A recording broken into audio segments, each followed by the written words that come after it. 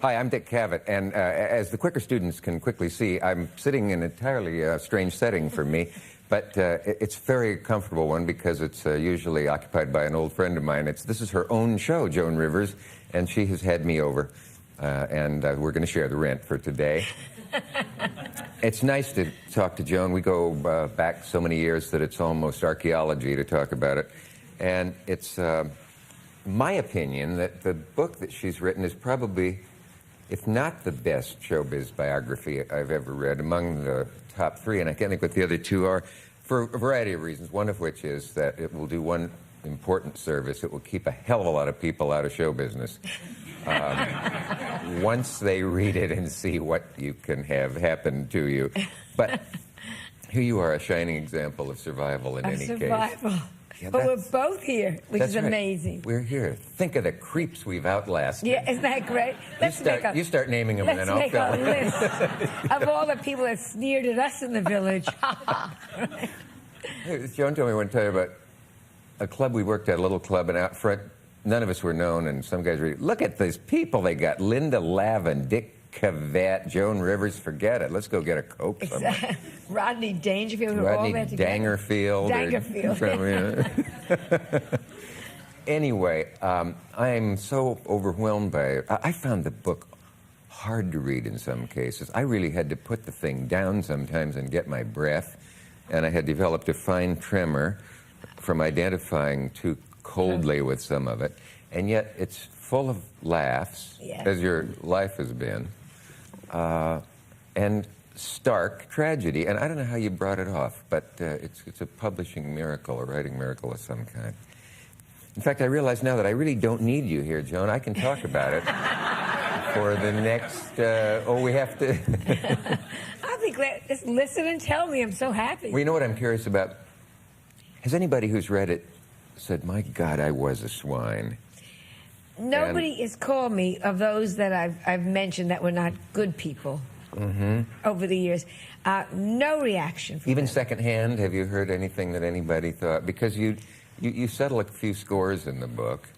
The only thing I did was those that I mentioned uncomplimentarily. I made sure they had to buy their books. I said, no free books to these people, you know? Make them go out and spend $21 to find out that I hate them. And so that's a revenge in a sense, because they make $6 a book. So I figured I got something out of these guys. Well, you know what it might have been more fun is to send them a free copy, but by their name in the index say, hi, you pig, because you know they're going to look themselves up. S.O.B. Their name with an asterisk, C.S.O.B. I wouldn't ever say anything like that, but you can get away with it. Yeah, sure. I guess the hardest thing for me to get over in the book was how you constantly were convinced of your own being right, damn it. I remember in the shows I did with Katharine Hepburn, she said, when everybody's telling you you're wrong, you got to say, God damn it, I'm right. Yeah. Where do you get that confidence? I think all of us have in this business, or we wouldn't be in the business. Your own instinct is the right one, you think. From the time, you know, any of us want to go into show business, everybody says to you, you just said it, don't go in the business, don't do it, you have no talent.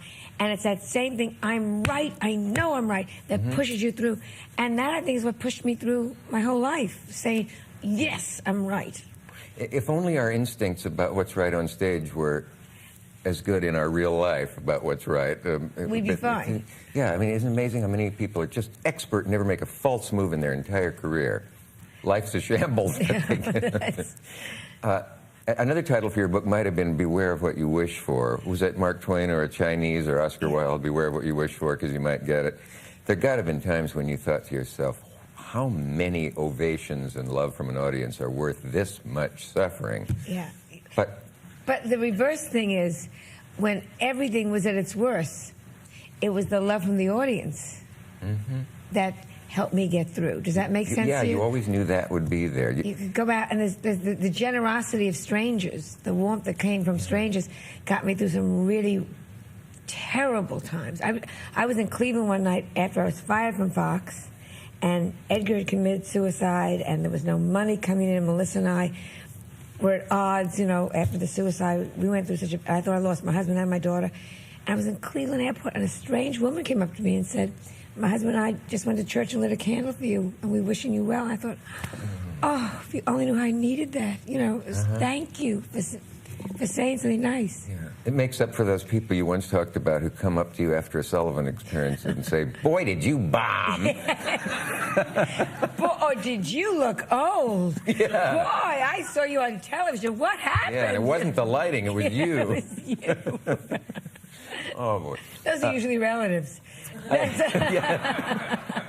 Those are just the close ones.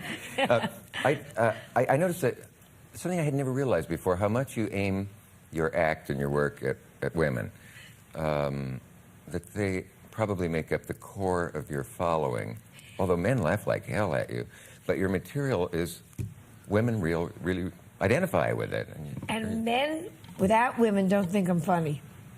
An audience of men won't laugh at you? I did one benefit for General Motors. It was an all-male luncheon, and I got into gynecologists and childbirth and douching, and I thought these men were going to drop dead. Yeah. But the minute there are women there... I thought you did all those things on stage. I didn't realize... No, now I understand. Yeah, no. I was going to say, no wonder. What do you expect? But no, it's all women. Because, I mean, I really talk about women's problems. And obviously I'm a woman, you know. Yeah. So, but I never thought about that, as I said, until I started doing a couple of male luncheons. And I thought, just stay with women only or women with men. If all audiences reacted to you like that one did, you'd be out of the business in a day. Right? Oh, there wouldn't have been a career. And that was early on in the career. Yeah. Now, that's another thing that you remind of, is that you can get great love from an audience. You can also get you can always rely on getting great hate ever so often. When we get back, I'm just going to ask you to tell a tiny, amusing thing that Lily Tomlin did once that shows women's wiles, probably at their best. Anyway, we'll be back with Miss Joan Rivers. And a good Lily Tomlin story. That, too. Yeah. Won't you join us? What's the difference between that and Will You Joan?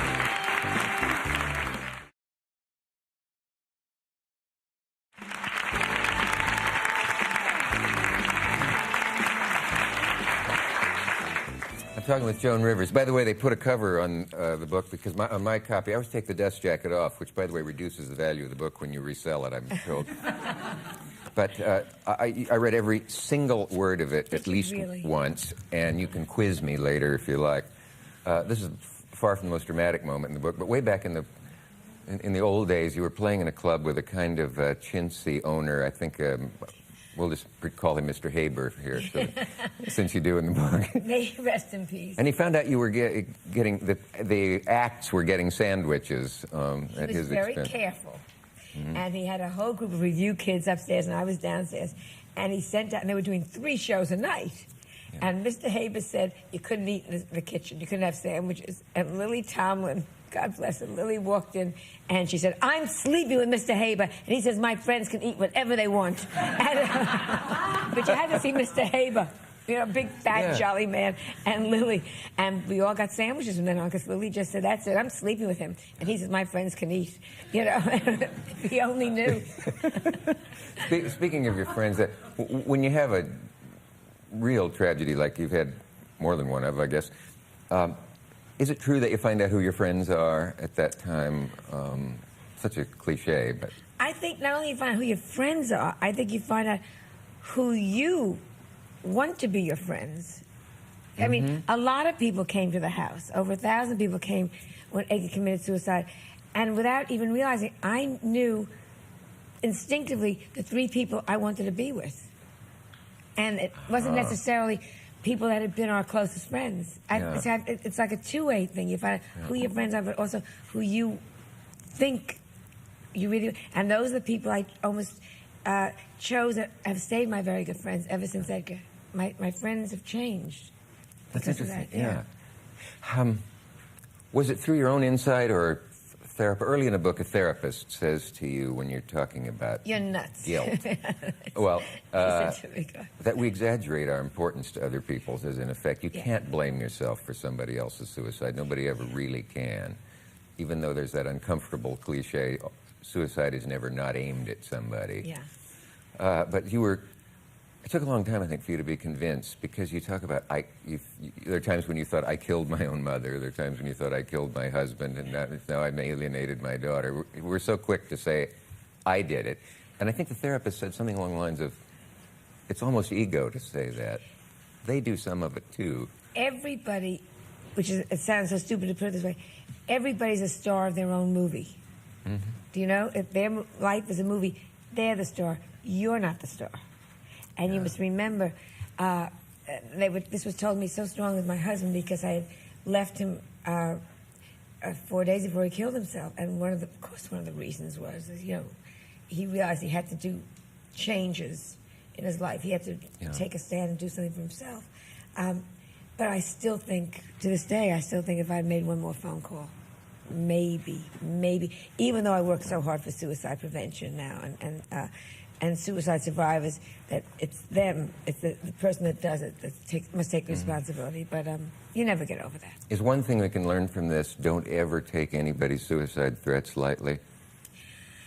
But, I find myself all the time saying, well, if I don't get that, if I don't lose 10 pounds, I'm going to kill myself.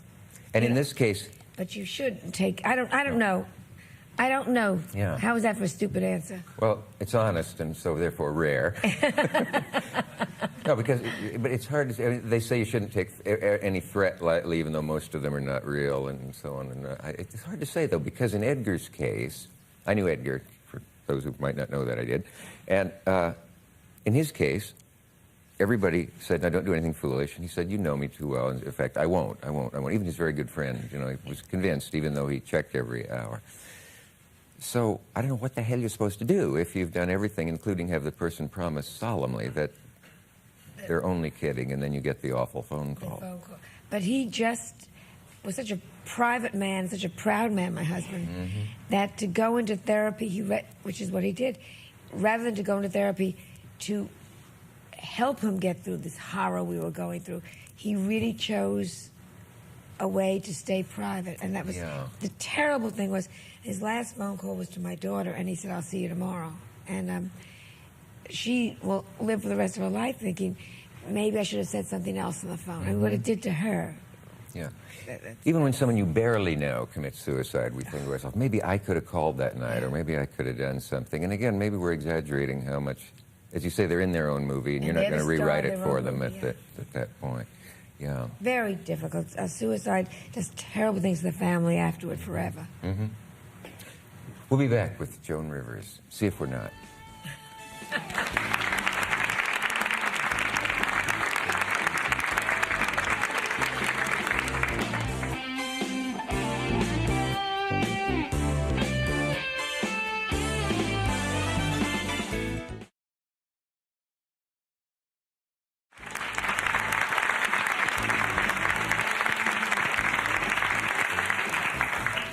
I really recommend that you read Joan's book, because I know you've been publicizing it a lot, but...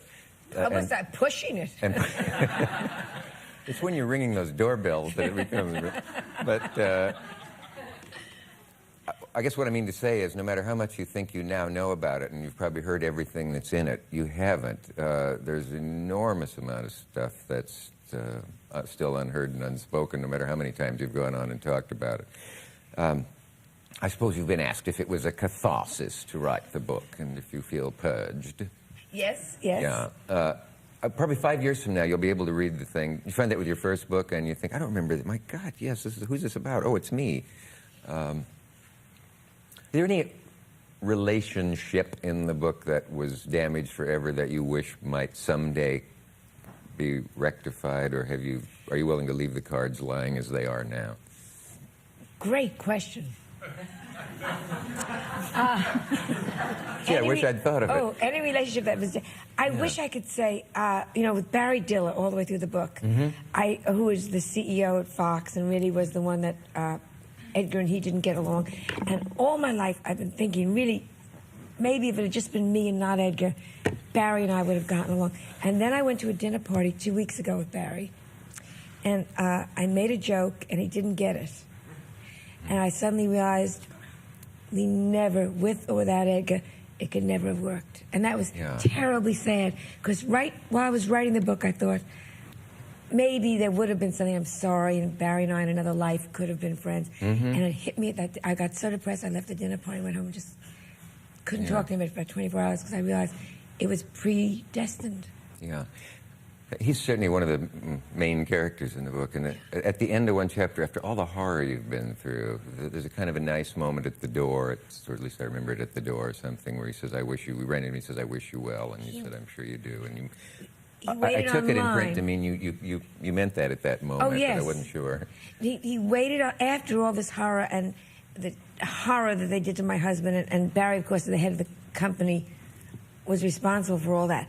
I was starting my own show, and he waited online, not at a door, at the convention, the NATPE convention. This is the head of 20th Century Fox. Waited on a line to meet me, and came up to me and said, I wish you well.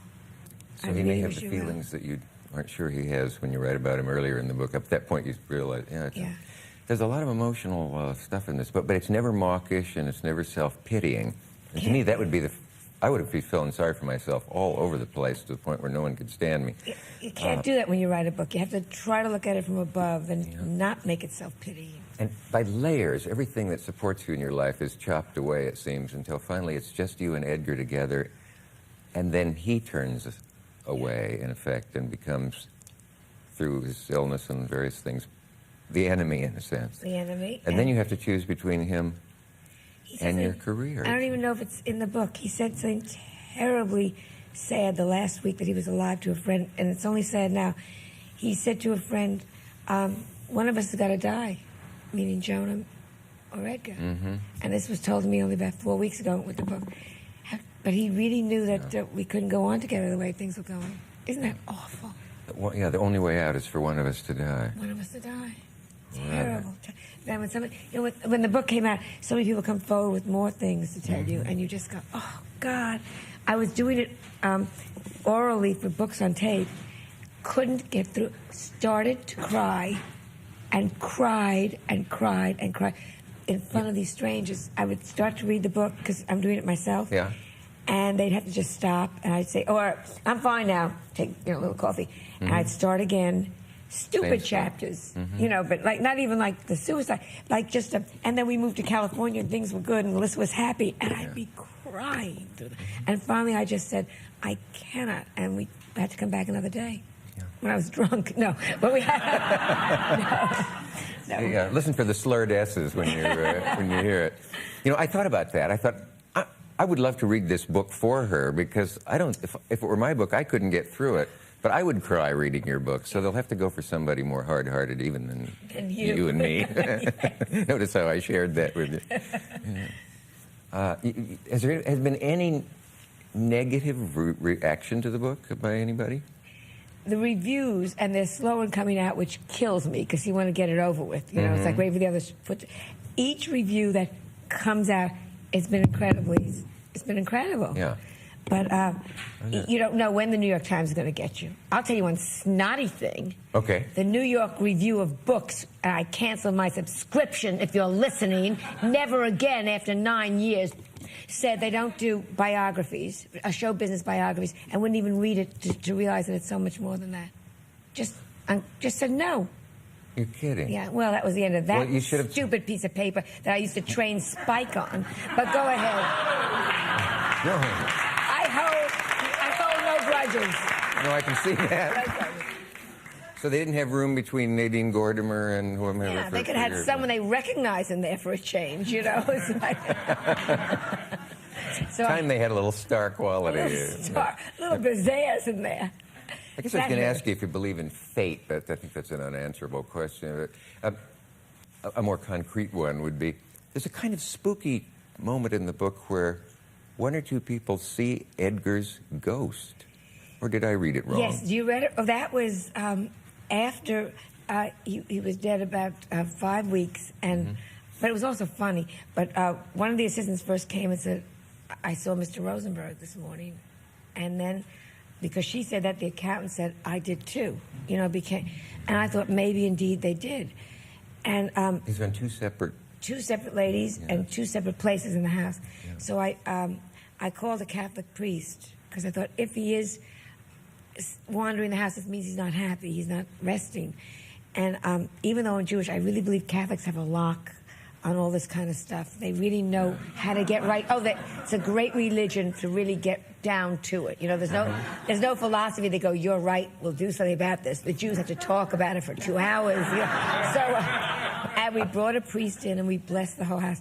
But the funny, and I think it did help, but the funny part was, the ones that didn't see him got angry. Like his secretary said, well, if he's going to show himself to anybody, he would show himself to me. And I said, wait a second. If anyone's going to see him, he's going to come and talk to me. I mean, never mind you girls. And suddenly it was like Vine who got to see Edgar. You know, it was like a fury in the house. But competing for the attention of a man who's gone. Yeah. But so there were 2 levels to that. One was that it was very funny, and the other was if indeed he is restless. I did that twice. I also took a priest and blessed the hotel room in Philadelphia where he killed himself. I just thought, let's put him out of the pain, you know. That's a very cinematic, a lot of cinematic moments in the book where it really makes like a good, satisfying movie. I wonder who would play you, though. Oh, well, we all know who. Anyway. Madonna. Well, I meant besides that. And Sarah Bernhardt could play Edgar. So See, she always can end with a laugh, which is why she survived. Joan Rivers, I wish I had 4 hours to do with you. Thanks for doing this. I love you so much. See you Thank next you time. very much. So long.